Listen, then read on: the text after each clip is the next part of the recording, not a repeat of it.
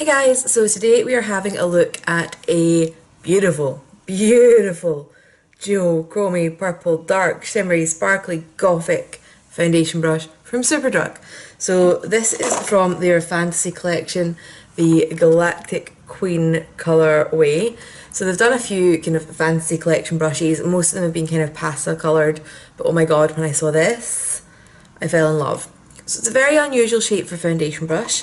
It is $5.99 and it's got this kind of ergonomic shaped handle, and I've done my foundation with it today. So let's have a look at the application section first. Right, so I have primed, and again we are using the Revolution matte base and its matching primer.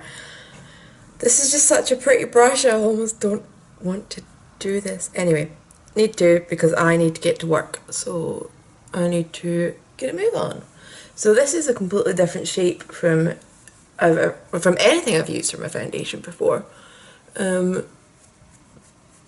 so far, actually it seems to be quite intuitive, because I tend to do downward strokes when I'm doing my cheek, and then I go across under my eye, and I go across on my chin, or I go across on my lip, which is the shape this is basically built for. I might actually end up having finished my makeup without my entire brows and lips being completely coloured in with foundation. That's going to be different. So feels really nice and soft. Definitely firm enough to blend difficult areas, but no kind of pointy bristle edges, which is always nice. And the handle is a little bit different as well to what I'm used to. I'm used to something a little bit chunkier, so that might be something to get used to.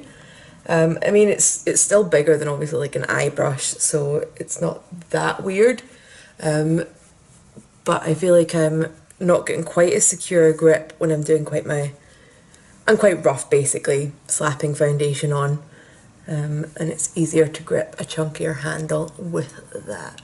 So I'm just going to zoom you in for a wee closer look working with this. So it's buffing in really nicely. I do like that about it. Nice shape for getting into those little corners.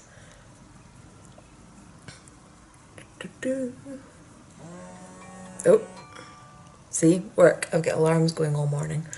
Try and keep me on my toes. Get ready in time. So, yeah. Okay, so while we're zoomed in, let's just try it with under eye concealer and corrector.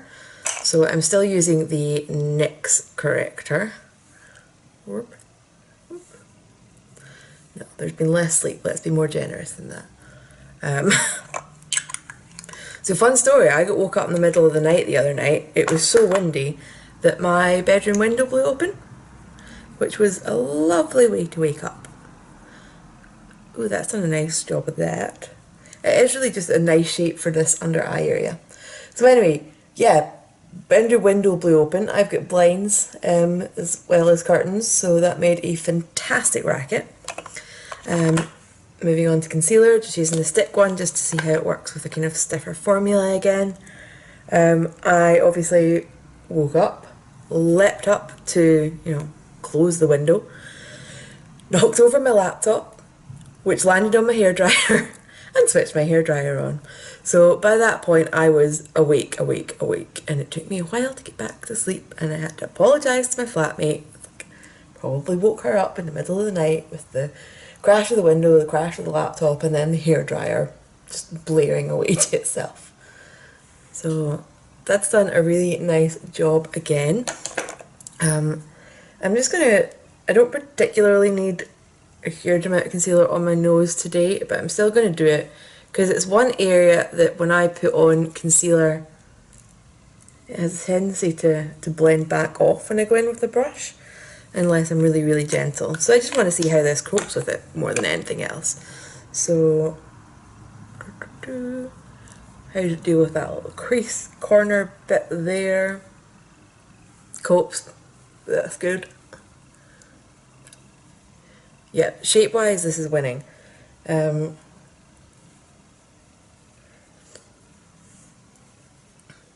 my nose, it is winning.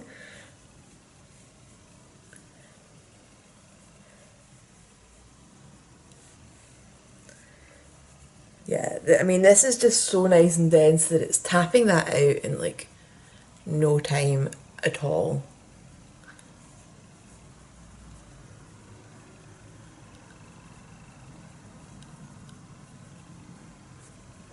So yeah, let's zoom out a bit.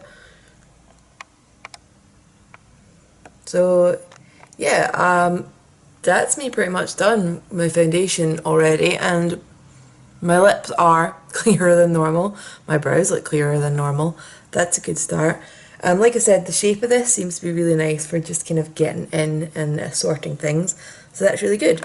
I'm going to go and set this and come back and do my final thoughts with my full face. So, as you saw, I really like this brush. The shape of it, at first I thought that's so weird.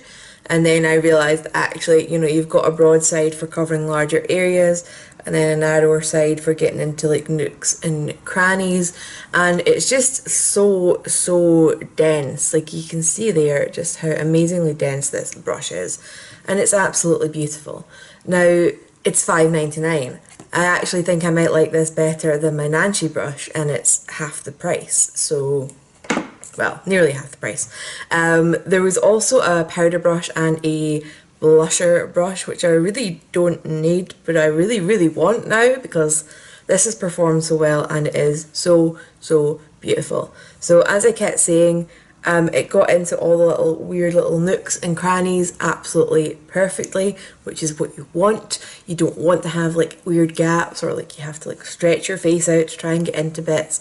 So yeah, I think this is a beautiful, brilliant foundation brush, and I definitely see me picking up another one of these, and maybe the other two, the blusher and the powder brush that I really don't need.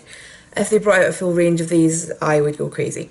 So yeah, firmly into the goodbye category.